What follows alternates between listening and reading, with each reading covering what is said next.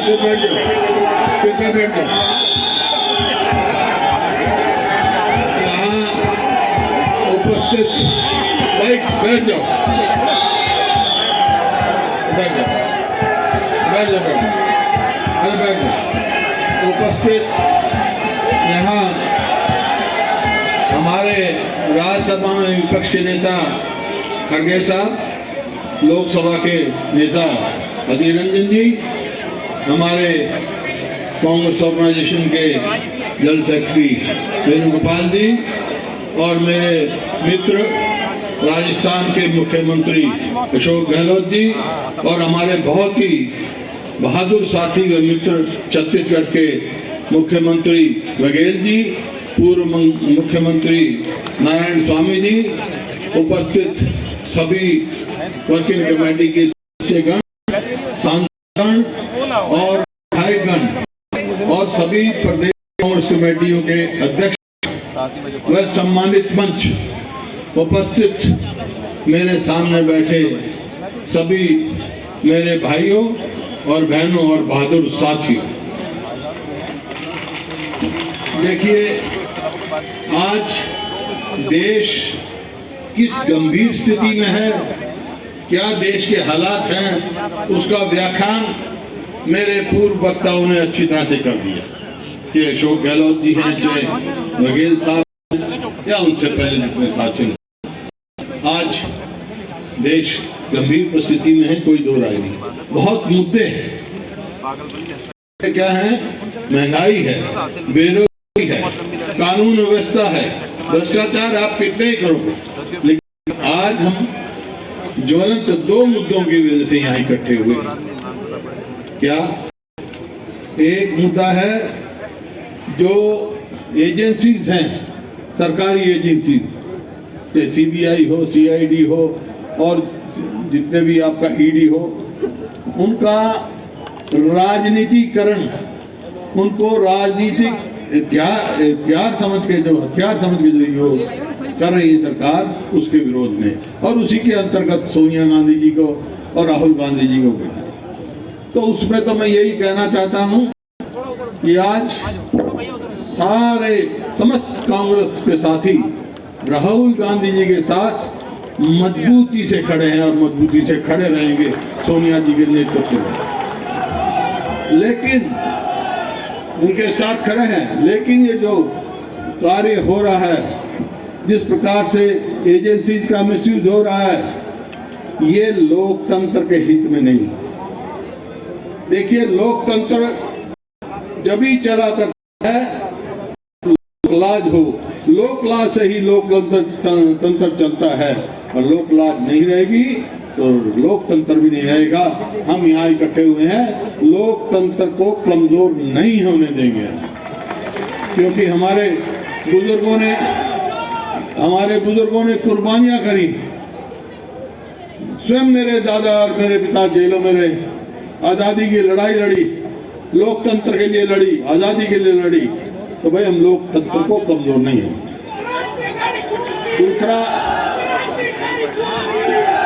दूसरा मुद्दा अरे एक मिनट गया। दूसरा मुद्दा जो ये है अग्निपथ, अग्निवीर, ये क्या है भाई? ये क्या है? मैं स्वयं एक सैनिक स्कूल का विद्यार्थी रहा, दो सैनिक स्कूलों में रहा हूं। जो इन्हें कहा शक्ति सिंह जी ने, हमारे साथी ने, एक बालाछड़ी, दूसरा कुंजपुरा करनाल, और आज अकेले कुंजपुरा से कम नहीं तो 28 या 29 सर्विंग जनरल हैं हिंदुस्तान की फौज में। मैं कोई वैसे ही नहीं हूं, कोई राजनीतिक तौर पे इसका विरोध नहीं कर रहा हूं। मैं दलगत राजनीति से ऊपर उठकर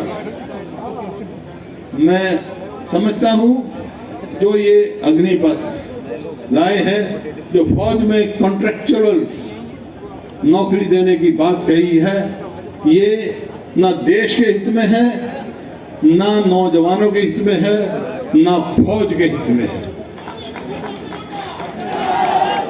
आज तक जो प्रक्रिया अप्लाई जाती है फौज में भर्ती के लिए, 18 साल से 21 साल तक के बच्चे को किया जाता है और 15 साल के बाद जब वो 21 साल का भर्ती होगा तो 36 साल का होगा और 18 का होगा तो 33 साल का होगा।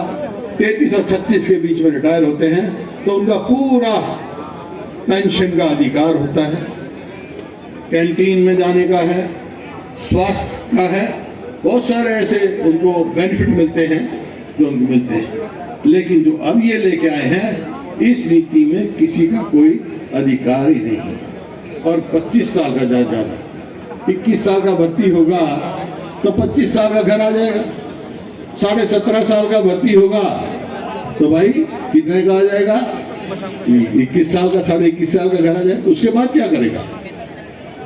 नौजवान का जो अंधकार जो भविष्य है अंधकार में।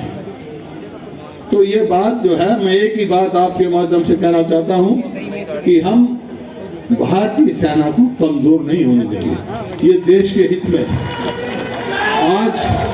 आज केवल 4 साल का कॉन्ट्रेक्चुअल नौकरी देकर और फिर ऐसी बात कहे, अरे मैं तो गांव का हूं, गांव से आया हूं, बहुत सारे जितने सामने बैठे मेरे या पीछे बैठे सब गांव से आए हैं। गांव में फौज में जो भर्ती होता है अपने आप को गर्वित महसूस करता है, मैं देश की कुर्बानी के लिए तैयार हूं, अपने आप में गर्वित होता है। और गांव वाले भी ये कहते हैं कि आ गया भाई फौजी, ये सच बोलेगा, ये देश की बात करेगा, गांव वालों को भी होता है।